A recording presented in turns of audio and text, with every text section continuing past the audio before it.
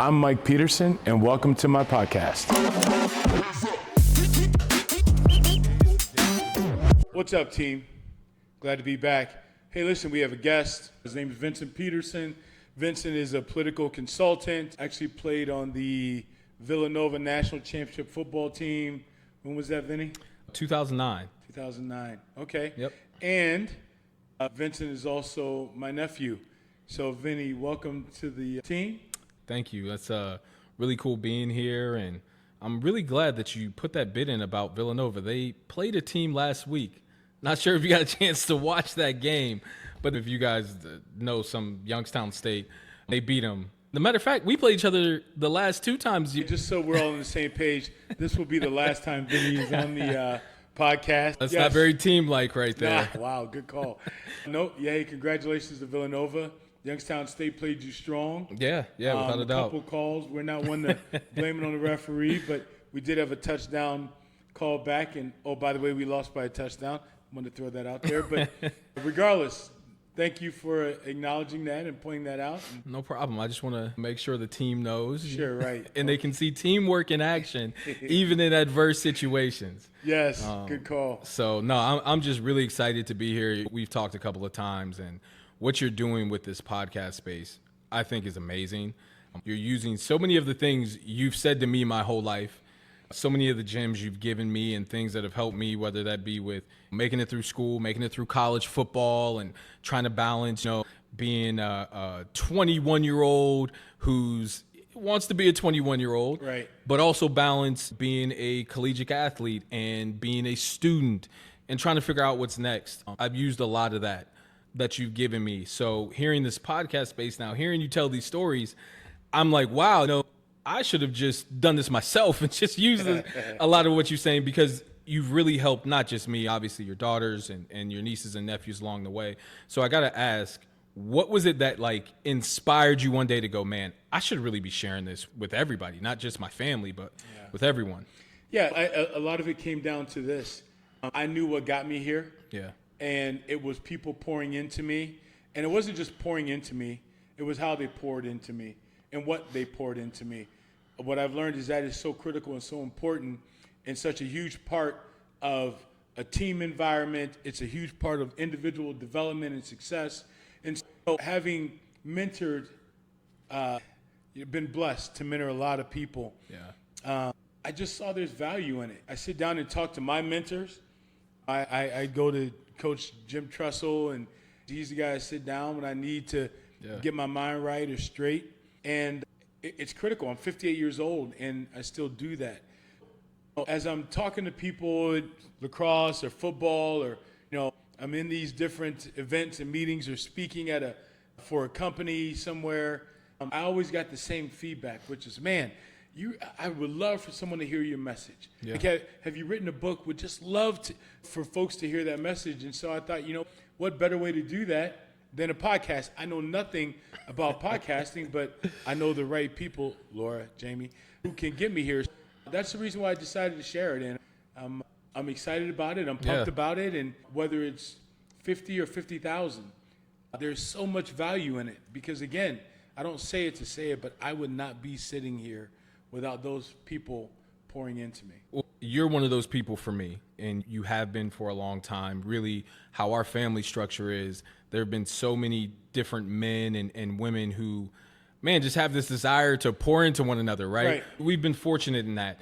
But I want to just touch on something that I think is really interesting. This idea of teamwork and matching teamwork with a corporate setting. Yeah. Corporate settings, I came from law enforcement where it's all about team. And then I get in this corporate setting and it's who can move up faster. It's you versus everyone and how much money you make. How did you get this idea to marry teamwork up with corporate setting? That's pretty cool. Where'd you get that from? Yeah, so listen, the funny part is because I had no choice. When I went from playing football to my next job, which was law enforcement, which was pseudo football. Yeah. Because of the team atmosphere, the challenges and adversity that you face, the bonding. I was okay with that. It was an easy transfer. But then when I got to corporate America, and here now I'm executive and for a Fortune 400 company, I'm not going to lie. I freaked out. I wasn't sure. I didn't know what I could bring. I've only had this mindset, and it was the only world that I had been in. Yeah. So my perception of business was I wasn't sure I'd be able to fit in. But, and this is important, I went to what I knew. And I took the team attitude of football and law enforcement, but mainly football, and I found ways to apply it in this setting. And what I realized is, man, it is odd, it is unique. People don't apply it the same way. Corporate America will love to talk about team, and you all know this, right? You always hear the word team in corporate America. Yeah. Matter of fact, what do they call the meeting rooms? Huddle rooms, right? Like we try so hard to grasp that teamwork, but all the terminology is great, but it doesn't mean a thing if you're not digging into the emotional, the spiritual side of what a team really is. So I started to apply it. I had my own team. I got to run them how I wanted to run it, and I was a business person for 2 days, and after 2 days, I'm like, done with this. Yeah. I'm going straight football. I see life through a face mask. Now, what I mean by that is, listen, when I played football, you had all these challenges. There were physical challenges. There were emotional challenges. Physical because you're playing against these guys that are stronger, bigger, faster, and they hit hard. Emotional because you make a mistake, the coach is yelling, you don't feel good that day. Mental because you've got to find a way to stay positive in every aspect, no matter how big the giant or how small the giant, right? You had to stay mentally strong. Yeah. And then just physically, period, the demand. Physically, your body was constantly telling you, hey, Mike, you're done, brother. You're tired, right? But you find a way to keep going. Now, why? You keep going because your brothers need you. Your brother to your left or to your right, they need you. And then the other thing about team that corporations are challenged with is the mindset of my purpose over anything. You know, in corporate America, the salesman, man, if she's killing it, everybody's applauding the sales. That's awesome. Yeah. But what about operations? Unsung heroes. That's it. What about manufacturing? Yeah. What about research and development that creates it? See, so there's a challenge there. But in football, it's like the quarterback, right? The quarterback gets all the ink, name in the paper, news, interviewed. Oh my gosh, so-and-so threw for 400 yards. Yeah. But what about the offensive linemen? The offensive linemen do get their names called. It's usually when there's a holding penalty or they're offsides, right? But if you talk to those offensive linemen, they don't care. They get it. If their brother throws for 400 yards, that means they block for 400 yards. Yeah.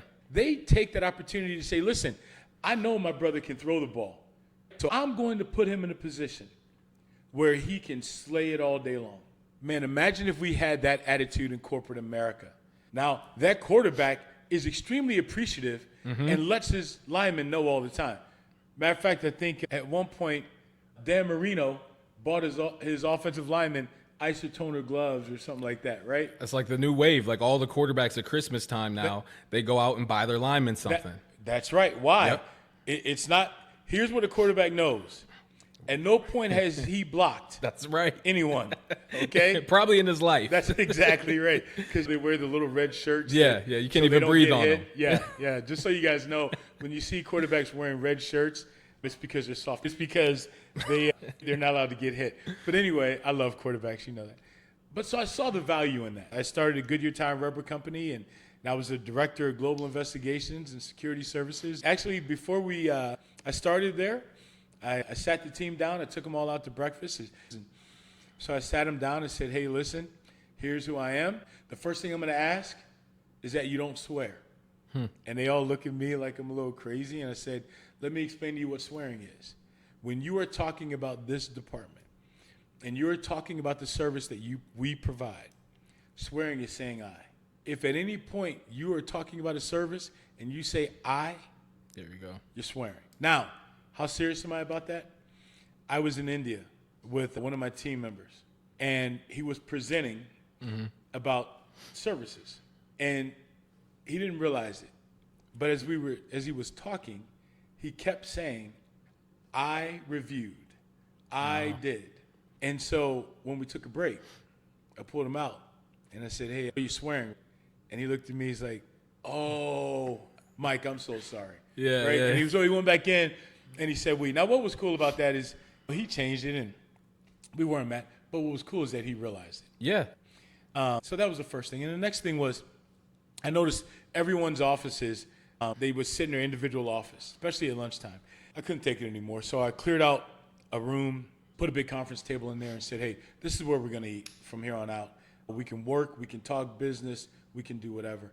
Man, it was the best thing that we ever did because relationships started to be developed. And I'm not talking about going to hang out and all that, but good, strong working relationships. Yeah. Where people had knowledge and maybe they didn't share with someone else. That's where it came from, man. I was forced to do it. I was fearless. When I say fearless, I had fear, Yeah. but I did not allow it to enable me or to stymie me. It's crazy because that's how I look at the company I'm with now. I started with next month will be 1 year, or not next month, next week actually will be 1 year at this company. And so I've always had the team mindset as well. But when I came in, we have interns, you have analysts, and you have associates, you have senior associates, you have this whole dynamic of people.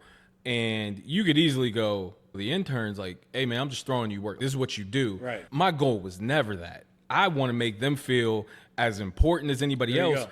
because they're the ones that are helping me with my client. Our analysts are phenomenal. I joke all the time with our analysts. I'm like, I don't know who's more important, you or me, because you're really the backbone of keeping us together. Having that team atmosphere, having that kind of team thought process where on the football field, all 11 of us matter. Everybody has to do their job. Everybody has to do it at a high level. So if a defensive lineman gets a sack, a secondary can say, hey, man, we had great coverage. Linebacker, maybe you had a blitzing outside backer. You can say, hey, that blitz helped move him to here or whatever the case may be and vice versa. So everybody has to do their job at a high level, but that bond. Right. And you touched on that a little bit. I think the best teams that I've ever been on, we all didn't hang out with each other. But on the field, we loved each other. That's right. They knew in those lines, I'm willing to go above and beyond for you. How do you build that? I know you touched a little bit on it with having those lunches together, but how do you build that bond that keeps everyone together? Yeah, and it's funny, you use a word that I don't think a lot of people realize is used in sports all the time, and that's love, right? And that sounds mushy and all that, but it is in many ways about love. Now, love to me is less an emotion and more an action. Yeah. And so that's what we really focused on. We focused on getting relationships developed by interaction, right? By you're going to go and help Matt with an investigation. Yeah. Right? Now, Matt's world is investigations. Yours really isn't. Yours is more doing security assessments, but it gives you both an opportunity to learn and vice versa and learn the job. And we always made a big deal about things. And that's huge. Vince Lombardi made that comment. I read it where he was quoted saying this, that make a big deal about the small things. Yeah. So when I made a big deal about it, other players on the team, and when I say players, people at Goodyear started to make a big deal about it. They saw that we were having success from a company perspective. And they saw that at no time was that success taken by one person. No point did anyone ever see me say, hey, thank you, I really appreciate that, right? No, when we succeed, I always throw it back to our team. Our team makes us look good. Now, some people think that's hokey, but it's true. Yeah. People feel good when they know that you're acknowledging it. Yeah, people want their work to be acknowledged. That's right. Everybody does, and some people can say, oh, no, it doesn't matter. It feels good to have the things that you do, especially if you're performing at a high level, That's right. Be acknowledged. I credit one of my coaches, his name was Mike Eccles. He, the hardest coach I probably ever had with my defensive back coach, but he did something that I thought was unique. He would almost demand perfection, right? So it was always the little things. It was, why'd you take that extra step in your back pedal? Why'd you get out your brake here? Why didn't you do that? I used to think, man, coach, this is crazy, until something clicked one day And I started believing perfection was possible. Right. And then you start holding yourself to a higher standard and you start carrying yourself different. I really think seeing that in a corporate setting is just, that's special. Yeah. And even to build that, I think is special. So if you had to say one thing that like, hey, somebody goes, I want to start this, because it doesn't happen overnight. Mm-hmm. This takes time. And they're like, okay, where do I even start building this at? Like, how do I go, hey, I'm a new executive. I just got this position. I want to build a team here. Yeah. What's the first thing I should do? Humble yourself first. Wow. Because it's going to require you to humble yourself. Yeah. Because you know what? You're going to be the one accountable. You're going to be the one responsible. But sometimes you're going to have to take the hit. You rarely see a coach, when they're losing a game on a losing streak, go into attacking their players. They usually, the great ones, the Woodens of the world, right? They usually will take the hit, even though they can't play, right? They're not on the court. They're not on the field. So the first thing you need to do is be humble. And then the second thing is be hungry, right? Really want to have that team atmosphere and environment. But you got to also know why you want that. If you haven't seen the benefits of it, you'll never buy into it, okay? But take some time. Go out and listen. Find people that are leaders in the corporate world, or for organizations, or for sports, or for football teams, or women's lacrosse teams. Talk to them. See what those challenges are. But you have to be humble and hungry, and you had to have faith. You really do, because I have to be frank with you. It was not always easy. It didn't always go my way, and I got frustrated a lot. And there are times you want to just rip it all up, because here you've done this work. Why can't people understand how important it is? But man, once you get them to believe, it's key. Listen, you become dangerous as a company or as a team, or as a department. Once you get them to believe, everyone else wants to know. I can't tell you how many times people were like, so Mike, how'd you do that? Hey, can we just sit down? I want to go through some things and understand, how did you handle this situation and that? And the best part of it for me was I always had the answer. Yeah.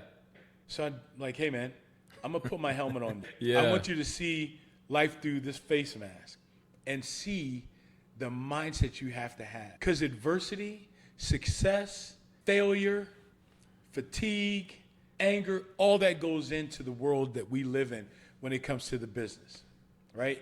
To a business type of setting or sports. So it's all about mentally how you handle that. That's what it comes down to.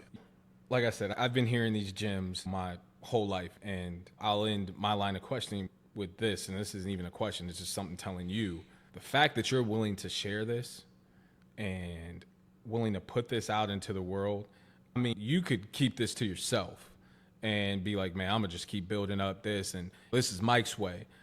I just truly love the fact, man, that you are so focused on whether the team is 50 people or 50,000, like you said. Man, you're so focused on building up other people, other companies, other corporations, and laying that path down.